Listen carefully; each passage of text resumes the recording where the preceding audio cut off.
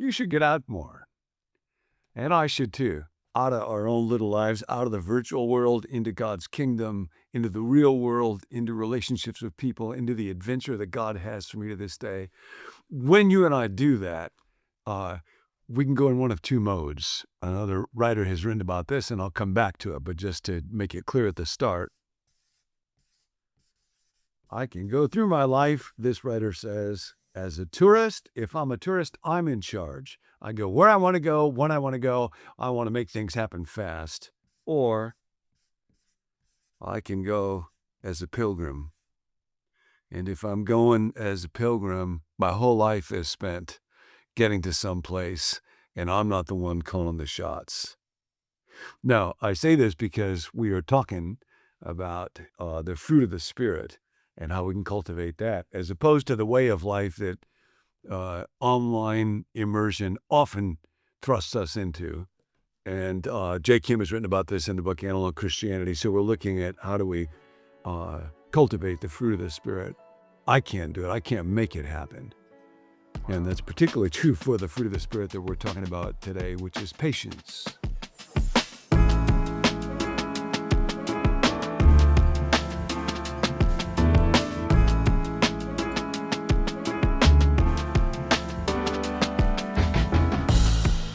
Jay writes this: one of the primary values of the digital age is speed.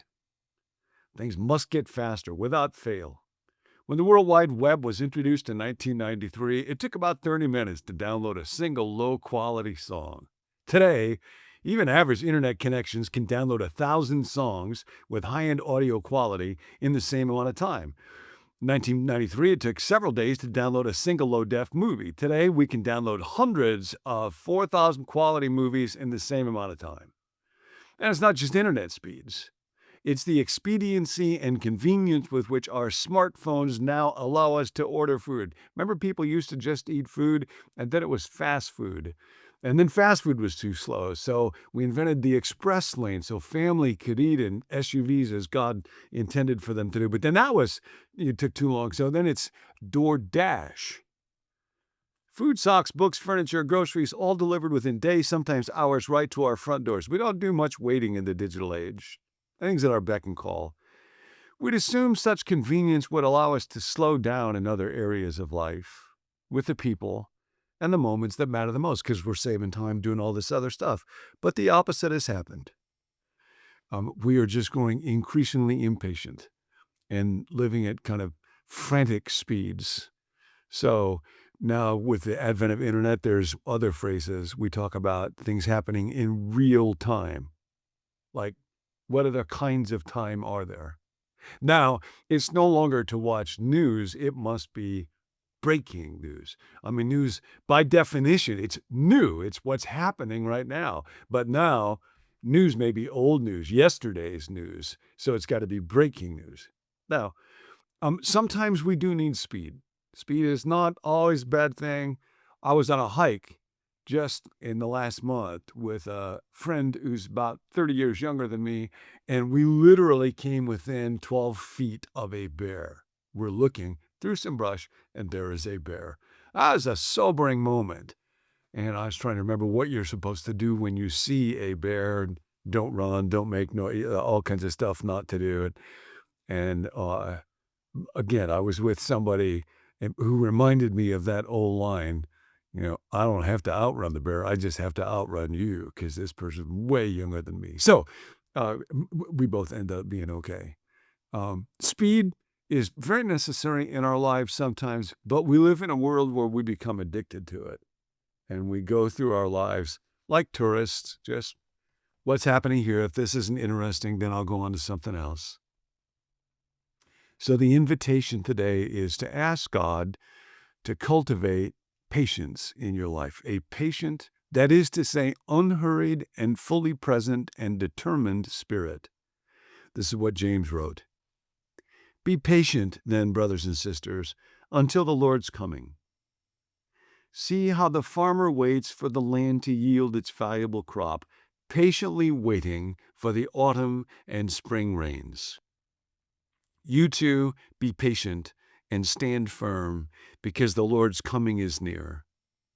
Don't grumble against one another, brothers and sisters, or you will be judged. And then it talks about taking as an example of patience in the face of suffering Old Testament prophets. And it's very interesting with these prophets.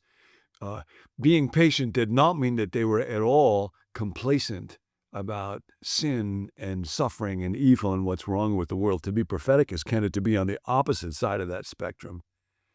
They spoke out against it with great urgency and great passion. So it has much more to do with persistence or endurance or resilience. Where's God calling you to endure? Where's God calling you to persist?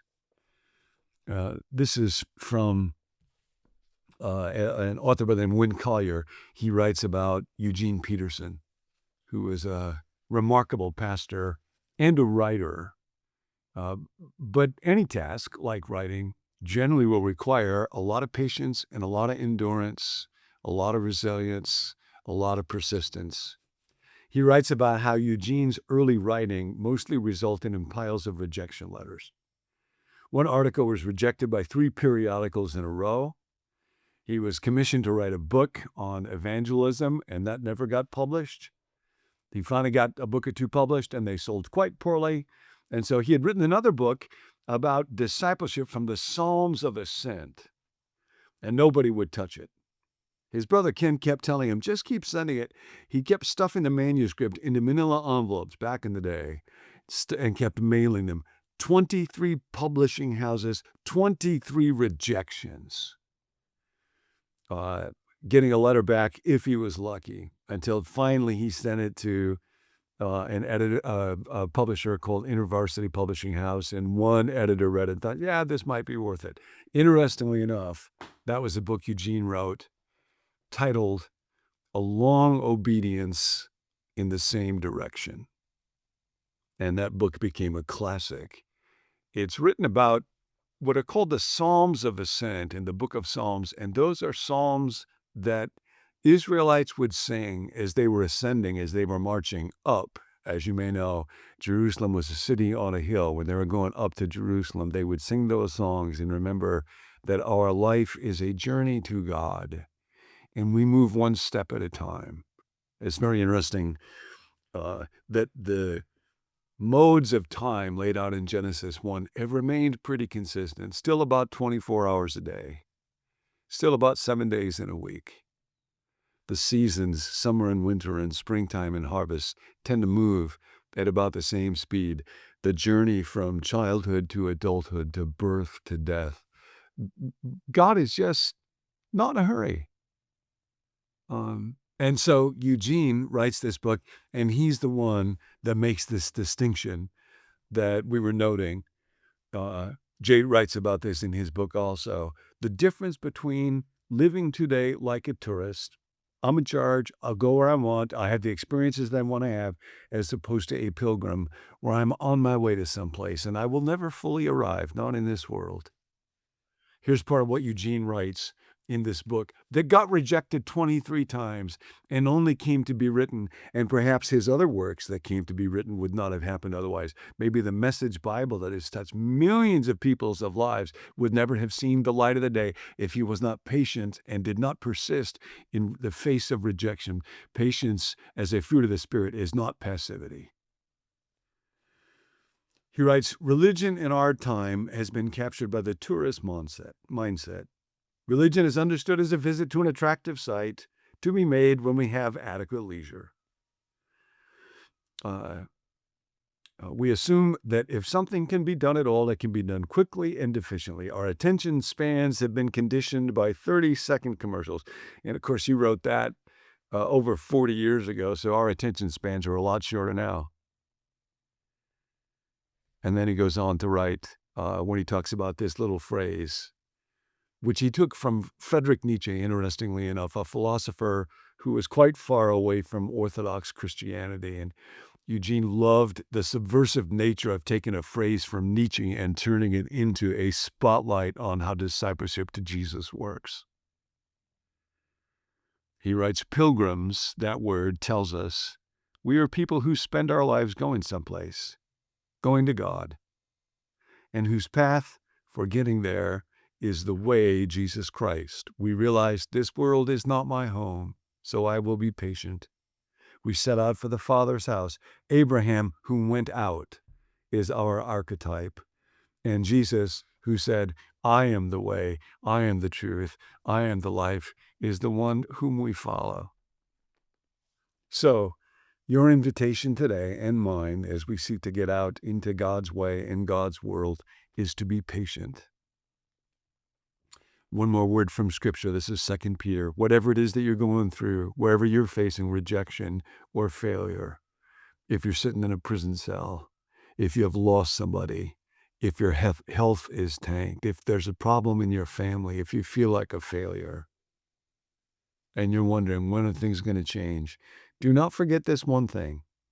Dear friends, with the Lord, a day is like 1,000 years, and 1,000 years are like a day. The Lord is not slow in keeping his promise, as some understand slowness. Instead, he is patient with you. I was reading a message. I don't even know who delivered this message or who wrote it. It was from a church in London, St. Martin's in the Field. And the author quotes Josh Bowron, who says, patience is not passivity and it's not a frenzy. It's being impatient about one thing for a long time. Being impatient about one thing for a long time. Like Brian Stevenson, who wrote the book Just Mercy. His lawyer is just impatient day after day, year after year, and has now gotten 140 inmates on death row who were unjustly sentenced released. Or William Wilberforce, who was impatient for a long, long time with the slave trade and the existence of slavery in England until the day came when, through the efforts of him and many other followers of Jesus and lots of folks, one day it was abolished. Patience is being impatient about one thing over a long period of time. And then the writer of that message ends with these words, and I love this. God's patience is exactly like this, is exactly this. God is passionately impatient, crazily impatient, devotedly impatient about one thing. And that one thing is us. We should get out more. Thanks for joining us. Be sure to subscribe so you don't miss any future teaching from John. You might also want to visit our website, becomenew.com, to access our full library of teaching or to sign up for the emails that go along with each video. Personally, my favorite way to receive these videos is by text. We will send you a text message every weekday morning with the title of that day's video and the link to the video, and that's it. You can just text the word BECOME to the number 855-888-0444 to receive those texts. If you have a prayer request, there is a group of us who meet every weekday, Monday through Friday, for 1 hour to pray for viewers just like yourself. You can send us your request at the number 855-888-0444 or email it to us at connect@becomenew.com. Remember, the will is transformed by experience, not merely information. So we hope you get out more. See you next time.